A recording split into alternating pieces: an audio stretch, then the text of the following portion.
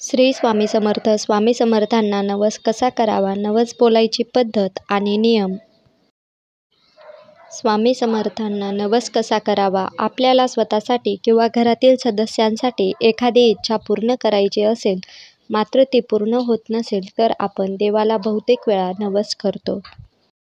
नवस करूनही आपल्याला त्याचे फळ मिळत नाही. त्यामागील कारणे आपल्याला कळत नाही आणि आपण परत नवस बोलतो. परंतु नवस जर चुकीच्या पद्धतीने बोलला जात असेल तर कितीही वेळा देवाला नवस बोलला त्याची फलश्रुती मिळणार नाही. म्हणूनच आपण या व्हिडिओमध्ये नवस कसा करावा, नवस बोलताना देवाला काय म्हणावे त्याचा नियम, नवस बोलताना देवाला काय म्हणावे त्याचा नियम आणि पद्धती पाहणार आहोत.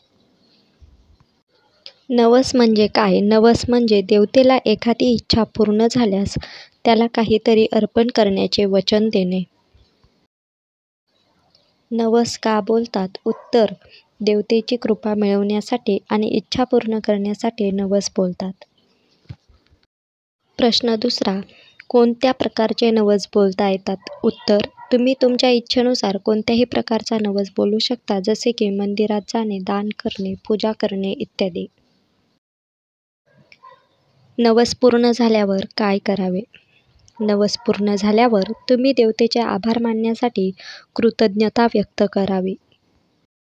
नवस पूर्ण झाल्यावर काय करावे?